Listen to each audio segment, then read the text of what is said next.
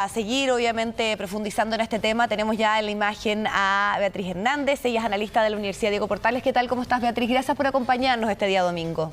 Hola, buenos días. Muy bien, gracias. Beatriz, ¿en qué punto podríamos situar lo que está ocurriendo en esta ofensiva rusa? Lo analizábamos un poco recién con Daniel en cuanto a medidas y sanciones económicas sumamente drásticas. Te quiero partir preguntando por eso, que se han tomado con los rusos. Y la pregunta es si esto puede de alguna manera afectar a Vladimir Putin, si puede tener algún tipo de efecto en lo que ha sido, por lo menos lo que hemos visto ahora, una decisión que persiste en torno a lo que ocurre en Ucrania. Bueno, efectivamente, Vladimir Putin tiene un objetivo muy claro y va a llegar hasta el final, hasta que llegue a Kiev, ocupe Kiev y consiga remover el gobierno democrático que en la actualidad gobierna Ucrania. Sin embargo, en este escenario, evidentemente, vemos que ha tenido algunas limitaciones en su estrategia y el avance de infantería, el avance territorial, ha sido mucho más lento de lo esperado. Hay muchos convoys militares que todavía llevan días estancados en la frontera con Ucrania y hay un malestar que ya es visible entre los soldados rusos. Entonces, bueno, la táctica ha sido aérea y terrestre. La aérea se ocupa de la destrucción, que estamos viendo que es masiva en Ucrania. Entonces tiene dos componentes, una es la destrucción y la otra es la ocupación vía terrestre. La ocupación vía terrestre está teniendo muchas más complicaciones por la resistencia que se han encontrado en Ucrania y por el malestar de los soldados porque no estaban preparados para tener una intervención de largo plazo. En este sentido se ven, digamos, escenarios complejos para Vladimir Putin. En primer lugar, la Unión Europea, por primera vez también en su historia, resolvió un presupuesto urgente para ayuda militar a Ucrania. Y eso ha hecho que el objetivo de Putin sea más difícil de alcanzar. Ahora bien, yo no estoy de acuerdo con las declaraciones de Estados Unidos de que hay 45 millones de ucranianos que pueden enfrentar esta invasión. En realidad ya hay muchos que están huyendo del país y la población tampoco está preparada militarmente para hacer frente a una gran potencia militar como lo es Rusia. Ahí tú estás en una de las grandes dudas y una de las situaciones que tienen mayor alerta tal vez al mundo. ¿Qué ocurre cuando hay una petición explícita? Zelensky lo ha dicho desde el primer momento, nosotros necesitamos una ayuda por parte de la Unión Europea y en particular ahora lo hace Estados Unidos con estos aviones que estarían en Polonia y que ya Antony Blinken dice que es algo que se está analizando. ¿Qué podría implicar, sobre todo pensando que Putin ha dicho cualquier otro país, y ya ayer dijo los que me han establecido sanciones económicas de alguna manera ya me han declarado un poco la guerra también, como en una forma de responder a la situación de presión que se está dando desde el punto de vista de las sanciones que se han establecido? Entonces, ¿qué podría pasar si efectivamente se da esa posibilidad de utilizar esos aviones que en este momento están en Polonia? Así es un escenario complejo porque lo que quiere evitar la Unión Europea es que el avance militar en Ucrania pase de las fronteras de Ucrania. Y hay otros países cercanos como Lituania, Estonia y Letonia, que son también países tradicionalmente que han formado parte de la Unión Soviética y en conjunto con Polonia son los países de mayor riesgo.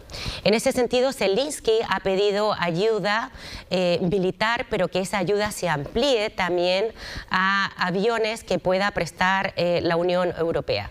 Yo creo que eso tiene que ser analizado porque hoy en día la Unión Europea lo que le interesa es que el conflicto no llegue a países que son miembros de la OTAN, porque ahí efectivamente se activaría la cláusula defensiva y entraríamos a una guerra internacional, ¿no? Teniendo en cuenta que la OTAN son 30 países, incluido Estados Unidos. Entonces, hasta ahora, digamos que la Unión Europea se ha limitado, a pesar de la magnitud y la gravedad de la crisis humanitaria que se está viviendo en Ucrania, se ha limitado más bien a contener la crisis en Ucrania y que no pase de esas fronteras. En este sentido, yo creo que es un gran riesgo que preste esos aviones, porque ya estaríamos diciendo que hay una intervención mucho mayor por parte de la Unión Europea. Sí. Beatriz, vamos a revisar mostrar un mapa que tenemos acá también en nuestro estudio para poder ir analizando, lo tenemos ahí en la pantalla, lo que ha sido la estrategia propiamente tal de los rusos. Ayer conversábamos con un analista de la Academia de Guerra y decía, si uno lo viera como objetivo, que está acá atrás de nosotros, acá Beatriz, para ver si también se ve con mayor cercanía, es prácticamente inminente lo de Kyiv. No sé si tú concuerdas con eso, y además también muestra lo que se busca, que es en el fondo establecer este corredor. Ahí está el Mar Negro, el Mar de Azov. ¿Y por qué es tan relevante lo que pueda ocurrir con esa anexión, si es que efectivamente esto ya está absolutamente tomado por las tropas rusas, pensando que Crimea fue anexada? Entonces ya estamos hablando de todo un manejo y puntos estratégicos en torno a lo que puede ser la llegada, obviamente, de el despliegue de las tropas por ese punto, ¿no? Geográfico. Bueno, la estrategia del este y del sur está relacionada con que estas regiones son prorrusas. Entonces, el primer objetivo, evidentemente, era anexionar... ¿Dónde está el Donbass, no? El Donbass. Las zonas que son rusoparlantes, que culturalmente son rusas, que son afines a Rusia. Entonces, es mucho más fácil, bueno, por la frontera terrestre también, anexionar esas zonas, que era su primer objetivo. El segundo objetivo es Kiev. Entonces, una vez que ya pueda instalar y, digamos, en esta invasión ocupar esas zonas, anexionarlas, puede seguir el avance a Kiev. Para la comunidad internacional, el hecho de que caiga Kiev es el más relevante, porque el objetivo es que no se cambie el gobierno, ¿no?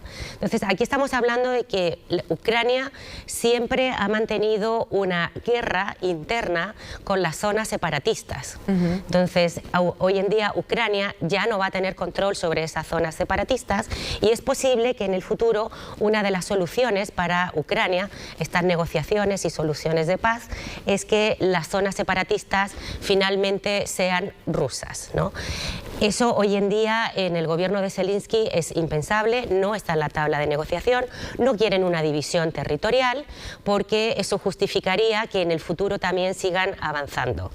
Entonces, aquí la clave es, uno, que no caiga Kiev, para que no se cambie el gobierno, para un gobierno prorruso, y dos, que en Ucrania no haya un precedente internacional para hacer una escisión territorial, porque Europa es un mosaico de nacionalismos.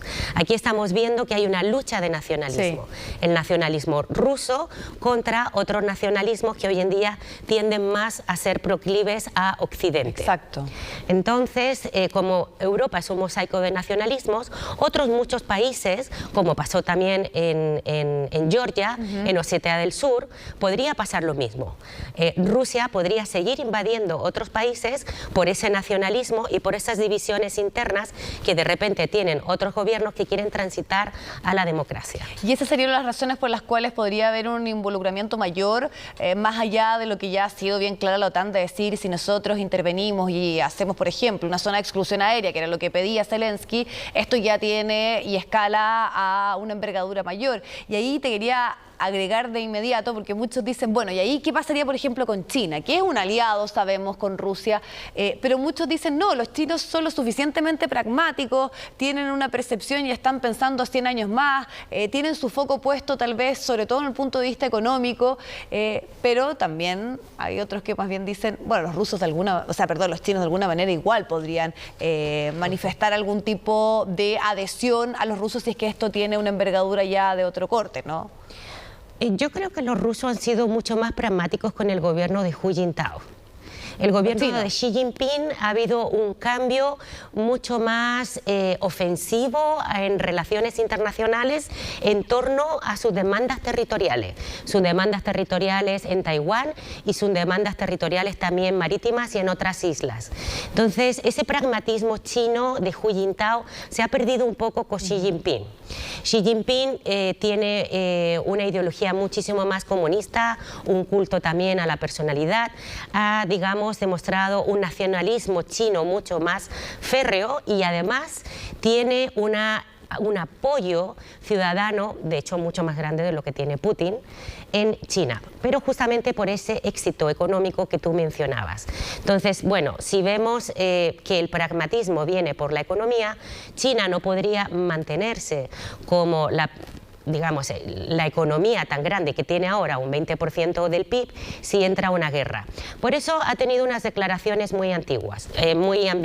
A pesar de ser un aliado de Rusia en muchos organismos internacionales, desafía también al mundo occidental democrático, pero hoy en día habla de una crisis, una operación. No habla de guerra. No habla de guerra, no habla de invasión, y no ha tenido, digamos, un apoyo firme a Rusia en esta invasión, ni tampoco apoyo militar. China sabe que si le da un apoyo militar, un gran apoyo financiero, entonces perdería sus mercados, que hoy en día los dos más importantes están en la Unión Europea y Estados Unidos. Eso quiere decir que es importante que Rusia no consiga financiación y apoyo militar de China, que se vea aislado, que es lo que pretende Estados Unidos y la Unión Europea, que no se pueda financiar la guerra en Rusia, y eso a la larga pueda, digamos, llevar a unas negociaciones. De hecho, para negociar con Rusia, evidentemente, ni la Unión Europea ni Estados Unidos puede ser un mediador, porque es parte del conflicto. Entonces hay que buscar otros mediadores, y China podría ser un mediador. Claro. Y otro que también se ofreció y de hecho viajó a Rusia y tuvo una reunión con Vladimir Putin es Israel, así que vamos a también conversar de eso. Vamos a ir a una pequeña pausa, Beatriz, y a todas las personas que nos acompañan, hacemos un alto, 9 de la mañana con 36 minutos, y volvemos para seguir analizando la situación que se vive en Ucrania. Ya estamos de regreso y queremos seguir analizando lo que se está viviendo con este conflicto, pero en particular, Beatriz, que ella es analista internacional de la Universidad Diego Portales, a las personas que están sumando a esta hora a nuestra transmisión, es ¿qué puede ocurrir con la presión interna en Rusia? Sabemos que una de las últimas decisiones es que, por ejemplo, Mastercard y Visa van a dejar de operar. Se suma también a grandes tiendas, a también el SWIFT, que es un método de transacción que no opera, y a mucho problema de abastecimiento que se puede vivir también en este país, y ya uno de los últimos reportes habla de al menos 1000 personas detenidas en una serie de manifestaciones en 29 ciudades, y Navalny, que es uno de los líderes de la oposición, instando a los rusos a salir y a presionar a Vladimir Putin. Bueno, efectivamente, en esta guerra lo que estamos viendo en Ucrania es un bombardeo de destrucción, pero en Rusia hay un impacto de bombardeo financiero. Entonces, estas medidas de sanciones económicas están afectando hoy en día la cotidianidad de los rusos, y en ese sentido ya había un malestar que no se mostraba, digamos, diariamente en los medios de comunicación rusos que estaban controlados, una manifestación de los rusos para tener una apertura social mucho más grande de libertades de expresión, de movimientos LGTB. Hay que tener en cuenta que la persecución, estamos hablando de un Estado que no es democrático, bastante autoritario, muy conservador. Sabemos que hay movimientos LGTB en la cárcel, movimientos que han reivindicado una mayor democratización en Rusia, que también han terminado encarcelados. Y en este sentido lo que vemos es que hay que romper esa barrera del terror que hay en la sociedad rusa para enfrentarse a un gobierno muy autoritario. Esto podría, digamos, repercutir estas, digamos, medidas financieras en las que vemos que no solamente no pueden usar tarjeta de crédito, sino que van a llegar a un desabastecimiento general en las principales ciudades rusas. Hay que tener en cuenta que, por ejemplo, Rusia, la mayoría de su agricultura llega de países europeos como Francia y España. O sea, no van a tener productos agrícolas, no van a tener muchos productos básicos que son necesarios para el día a día de los ciudadanos rusos. Y en este sentido, ese malestar ruso, que ya se ha hecho sentir, pero tímidamente, porque es difícil manifestarse en un país donde hay una dictadura, puede, digamos, romper esa barrera del miedo de los ciudadanos, y poco a poco, porque estamos viendo que esta guerra no ha sido lo rápida que quisiera Putin, eso a la larga va a repercutir. Sí, y esos efectos en la vida diaria, ¿cuánta incidencia pueden tener? Estamos hablando de 144 millones, si no me equivoco, de rusos, y de ahí te agrego también, por ejemplo, el tema del acceso a la comunicación, de la restricción de Facebook, de Twitter, de herramientas que son como tradicionales en la cotidianidad de muchas personas, sobre todo de los rusos, y que es además también una herramienta en la cual ellos podrían acceder a una información distinta a la que quiera decir el gobierno en torno a lo que está ocurriendo con esta ocupación.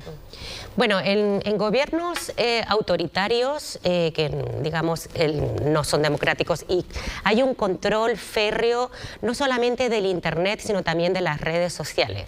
Entonces es mucho más difícil enviar información por redes sociales. Hay una intervención, digamos, del Estado, de los servicios de seguridad, se bloquean, pero aún así las redes sociales han sido clave para las grandes revoluciones, como por ejemplo la primavera árabe. Exacto. Entonces, cuando se cierra una puerta, se abre una ventana, ¿no? Entonces, en este sentido, el cierre de todos los medios independientes de comunicación en Rusia va a hacer que las redes sociales sean clave, bueno, también el boca a boca, para dar toda la información que no tienen hoy en día los rusos, porque a los rusos se le ha vendido, digamos, comunicacionalmente una idea de que esta es una guerra justa, que tiene una causa justa, que están ayudando a todos los ucranianos prorrusos que hoy en día están siendo, digamos, maltratados en la zona del Donbass, que sus derechos humanos están siendo abusados. En realidad hay mucha noticia falsa sobre este tema en Rusia, y eso se va a desmitificar. Entonces, por un lado, va a haber, digamos, un malestar en entender y apoyar una guerra que no necesariamente es una guerra que beneficie a todos los rusos ni que tenga una causa justa. Por ejemplo, en Estados Unidos siempre se han vendido la guerra como causa justa. Por ejemplo, en Irak, porque había, digamos, una violación a los derechos humanos en el Kurdistán, porque se violaban los derechos humanos, porque querían establecer una democracia, y eso hace que la sociedad civil apoye este tipo de guerras, ¿no?, cuando son causas justas. Claro. En este caso se van a dar cuenta que efectivamente, como había dicho también Matamala, Ucrania es un país vecino, un país amigo, un país con los que hay unos lazos históricos muy importantes, y quizás no están viendo las repercusiones de derechos humanos, la violación de derechos humanos, los crímenes de lesa humanidad que se están cometiendo en Ucrania. Y esa situación de aislamiento también, que de alguna manera empieza a ejercer una fuerza en los propios ciudadanos, de decir, bueno, estamos viendo las protestas en el resto del mundo, estamos viendo las decisiones de marcas, de efectivamente lo que tiene que ver con el punto de vista económico, desde el punto de vista del deporte, de la cultura, ¿no?, de los artistas que no se van a presentar. Entonces, de alguna manera quedan totalmente como una paria prácticamente para el resto de Occidente, sobre todo en este punto que se ha marcado. Pero tú me comentabas en la pausa, y sería interesante también que estuviste revisando algunos medios independientes y cómo ahí el relato de los soldados y quienes están en este momento en el combate en Ucrania, en esa comunicación con sus familias, son videos que se difunden y que muestran un poco la crueldad y la rudeza de lo que ellos están viviendo, porque muchos ni siquiera entienden muy bien por qué están, y el propio Zelensky ha dicho que son bastante jóvenes los que están en este momento en el combate. Así es, no solamente por los vídeos que difunden, sino por llamadas de teléfono que han hecho a sus familiares y amigos. Ellos dan cuenta de la precariedad de la situación, digamos, en la que están viviendo, durmiendo en las calles. Estamos viendo que es invierno y las temperaturas son muy bajas. No tienen alimentos, tienen que comprarlos con su propio dinero. Estaban, digamos, preparados para entrar en Ucrania y ser bienvenidos, no se esperaban encontrar con una población que no los quiere y que además hay una resistencia, digamos, militar con ellos y mucho, digamos, de lo que es el aparato logístico, que es, por ejemplo, la falta de alimentos con los que fueron enviados, alimentos también caducados, instrumentos como muy importantes para la comunicación, como los walkie-talkie que no funcionaba. Yo creo que hay una gran decepción por parte de lo que le comunicó el gobierno ruso de lo que iba a ser esta invasión, ¿no? Y ese malestar está llegando también a los ciudadanos rusos.